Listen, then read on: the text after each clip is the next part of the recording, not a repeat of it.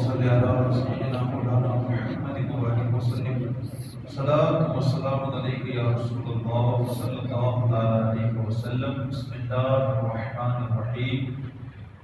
پاک پروردگار عالم کلام پاک میں ارشاد فرماتا ہے وما من دابۃ فی الارض الا علی اللہ رزقها۔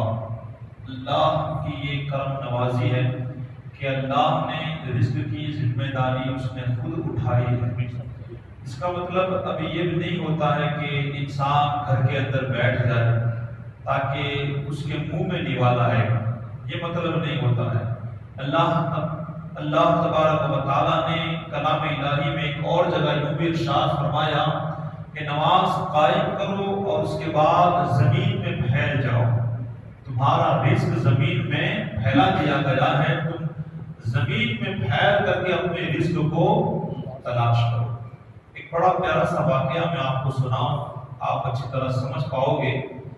ایک بزرگ تھے جو رزق کی تلاش میں نکلے، اب سفر کرنا تھا، لمبا سفر تھا، تو جنگلوں میں سے یہ سفر کرنے لگے۔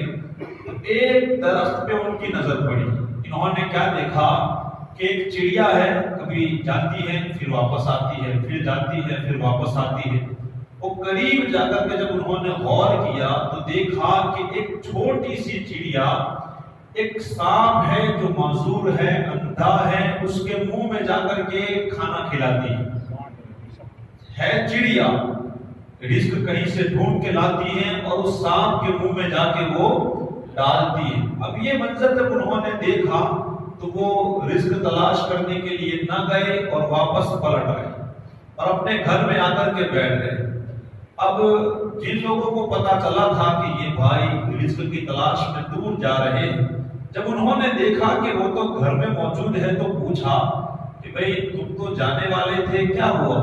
تو انہوں نے پورا واقعہ سنایا اور سنانے کے بعد انہوں نے کہا کہ میں نے سوچا کہ جب ایک سانپ کو اللہ تعالیٰ کھلاتا ہے بیٹھے بٹھائے تو میں تو انسان ہوں، اللہ مجھے کیوں نہیں کھلائے گا؟ میں اسی لیے اپنے گھر میں بیٹھ گیا ہوں، اب مجھے کہیں کمانے جانے کی ضرورت نہیں۔ تو سنیں اس سامنے والے آدمی نے کتنی پیاری بات بتائی، کہا کہ افسوس ہے یار، تم نے وہ مجبور سانپ بننا پسند کیا، کاش تم وہ چڑیا بننا پسند کرتے۔ سانپ تم مجبور ہو کر کے تم یہ چاہتے ہو کہ کوئی تمہیں آ کر کے دے، کاش تم وہ چڑیا بنتے جو ایک معذور سانپ کا پیٹ بھر رہی ہے، تم بھی اسی طرح محنت کرتے، خود بھی کھاتے اور لوگوں کا بھی پیٹ بھرنے کی کوشش کرتے۔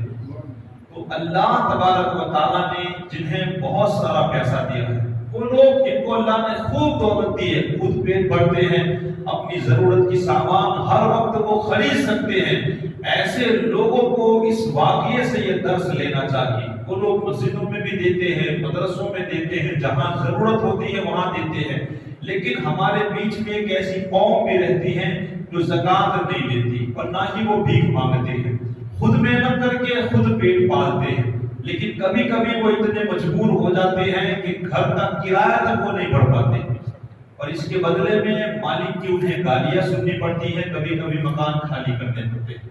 کئی ایسے بھی لوگ رہتے ہیں جو محنت کرتے ہیں، کوئی رکشہ چلاتا ہے، کوئی کمپنی میں جاتا ہے، محنت کر کے کھاتے ہیں، لیکن کبھی ان کے گھر میں ایسا وقت بھی آتا ہے کہ ان کو قرضہ لینا پڑتا ہے اور وہ قرضہ بھی جلدی ادا کر پاتے نہیں۔ ایسے لوگ بھی رہتے ہیں، تو اللہ نے جنہیں بہت دیا ہو ان لوگوں کو چاہیے کہ ایسے لوگوں پہ بھی نظر رکھے۔